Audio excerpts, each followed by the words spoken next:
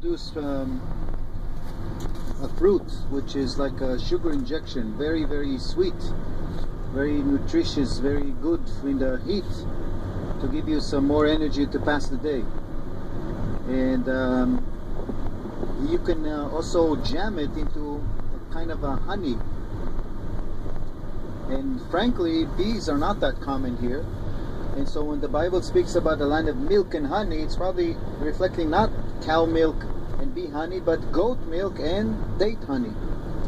The date honey is called silan in Arabic, and we didn't make a Hebrew word for it. So you can buy in groceries silan, also at Masada if you want. I'll show you, maybe there'll be an open one and you can taste it. I think it's even tastier than honey. Now on your left are the hotels of the Dead Sea, but on the Jordanian side. And above them, now it finally cleared out, above them you can see on the hilltop there's like a forest and a white building. This is the Christian side of Mount Nebo. Now I'm saying the Christian side because the Bible, the Old Testament in Hebrew, says that his burial place is not known to this day. Even the biblical author admits. Itamar slowed down, maybe we'll see a flash flood right now.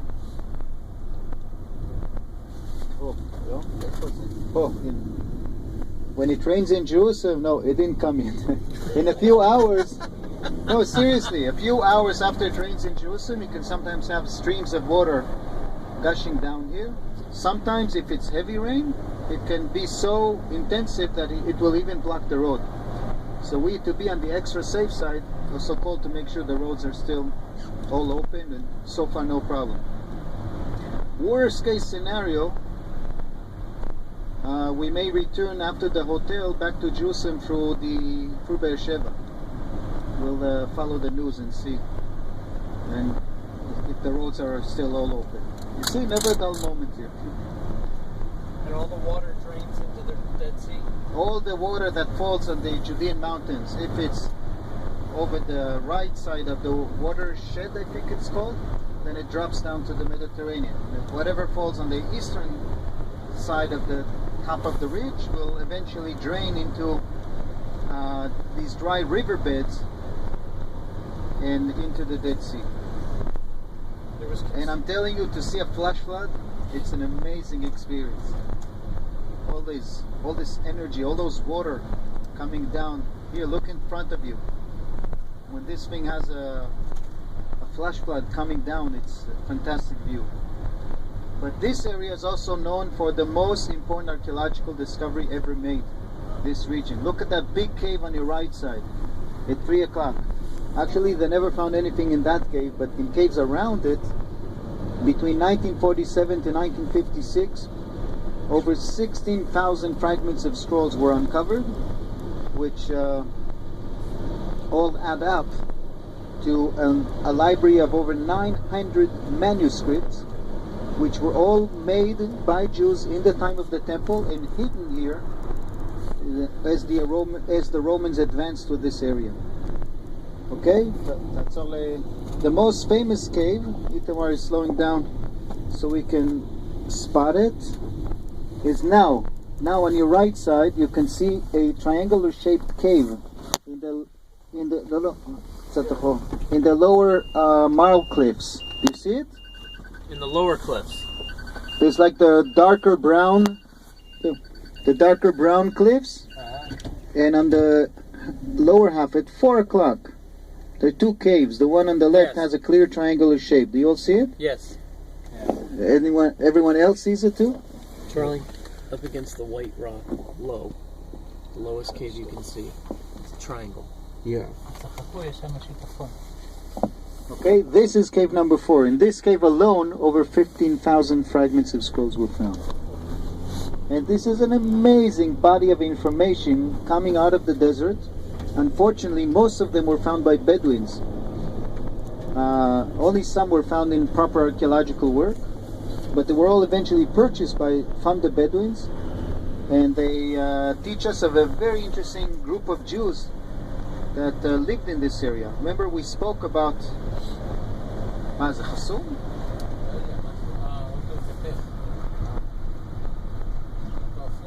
כן. רק שזה לא יהיה אביעד. Oh wow.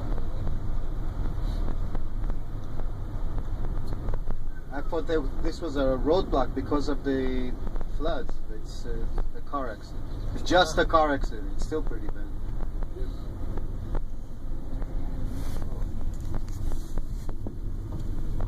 טוב. זה אותו שאתה נתנו קודם בסרט הזה. קרה לי שם משהו. זה חדש, אני גם מרגיש שזה אני רוצה להיכנס ואז באה נהנית אז נמשיך לשם.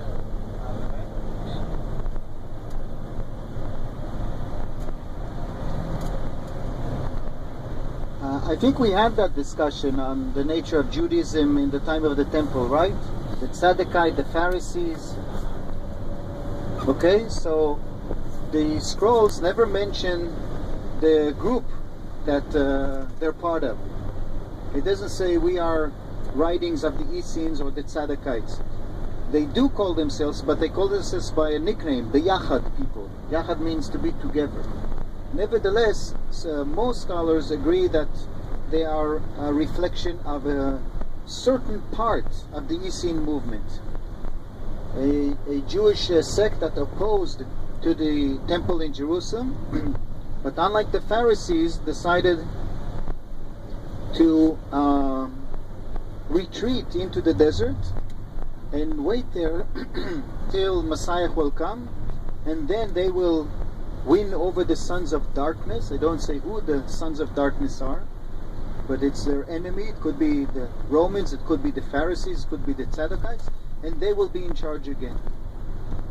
Something went wrong in their plans, and instead of Messiah arriving, who showed up? The Romans. And the best they could do is hide their scrolls, and they all perished in a way that no one kept following this philosophical line, nor retrieving the scrolls again. They were just left there.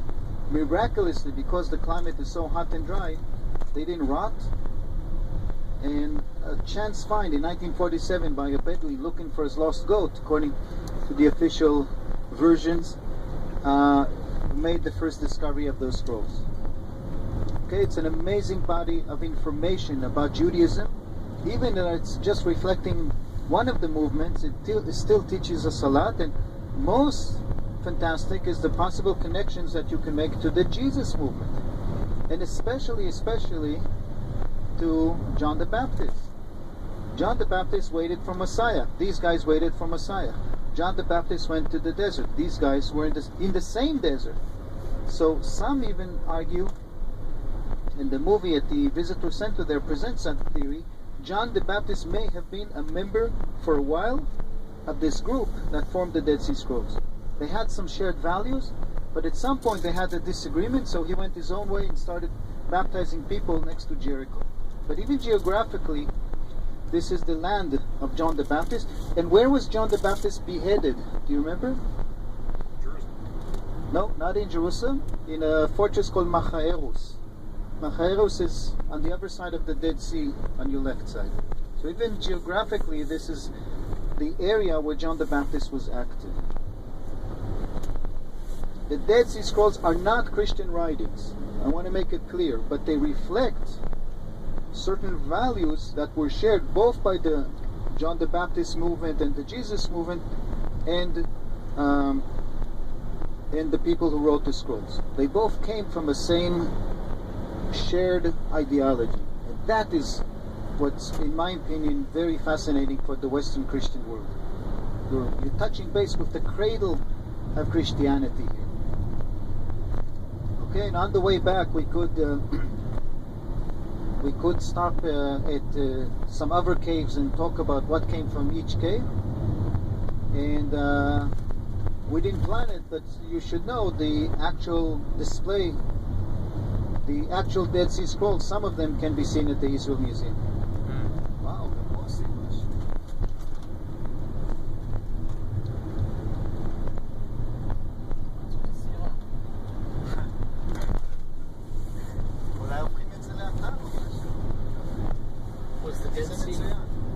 that site we just passed used to be a docking station in Roman times. which teaches us something quite important. The shores of the Dead Sea were substantially higher than they are today. And in fact, the shores of the Dead Sea were about minus 395 until the 1960s. In 40 years, we've lost about 40 meters in altitude. In volume, that's of course a huge number. What caused it? It's humans who caused it, and we'll talk about this in a minute. But keep your eyes open again. Here's the Kidron Valley. This is the very end of the valley between the old city and Mount of Olives. We actually passed there this morning. When it heavily rains there, it didn't heavily rain. This is combined rainfall and sewage from eastern Jerusalem. But if there's heavy rain or snow, this can be very intense water flow down here. Was the Dead Sea salty at the time of... Yes, the Dead Sea is really a formation of a lake at the end of the Ice Age. Before the end of the Ice Age, it was connected to the Mediterranean. That's how all the sea salty water filled it up. And the intense heat and evaporation of water caused the salt concentration to rise. And then it got closed into a lake, which had the same level through the historical periods, from the time of David to the time of Jesus and until the 1960s. It was more or less where the electric cables are. You see them on the left? What happened in the 1960s that all of a sudden it stopped dropping? And that is human activity, both of Israel and the Jordanians. We basically dammed the Jordan River. Today the Jordan River delivers only about 5 to 10% of its original volume. So the Dead Sea is not getting the same amount of water that it did, but it's still exposed to the heat and to evaporation. Okay, so it started shrinking. In addition to this, in the southern end, you're going to see it when we go for lunch and the swim, there's a big plant called the Dead Sea Work where the water are delivered into shallow pools to intensify the evaporation. So the result is frankly an ecological disaster. Something that we knew would happen. The state always said we need to replenish the Dead Sea from other sources, but to this day nothing has been done. Why did they dam And the Dead Sea is dying. It's an irony to say it. What? Why did they dam the Jordan River? Because the Jordan River contains good fresh water. The Sea of Galilee, since the 1960s, is pumped to irrigate the Negev and to provide water for drinking in showers in Tel Aviv. Yeah. Now, that is now changing. This system was functioning for 40 years, and now we are changing the attitude because we're also killing the Sea of Galilee eventually. And so now we are completing 4 big desalination plants. And then we won't have to pump so much water from the Sea of Galilee, and the dam could be opened at least more often, if not constantly. In addition to this, we've just signed an agreement with Jordan on pumping water from the Red Sea to take water to Amman and desalinate them. The Jordanians have a big water problem. In Jordan, you get water only once a week. Did you ever have to open the faucet and there was no water coming out? In America, no. In Israel, also no. In Jordan, only once a week do you get water for a few hours, and you got to collect it in big water tanks. If you don't last it, you need to buy water. Okay, from a guy in the street. So now the Jordanians want to make a big pipeline from the Red Sea, desalinate water in Amman, like behind the walls, behind the ridge here. There's a huge metropolis, the capital of the Hashemite Kingdom of Jordan. And when you desalinate water, one of the byproducts is very salty water. What do you do with those salty water? Drop them into the Dead Sea. It's salty anyway.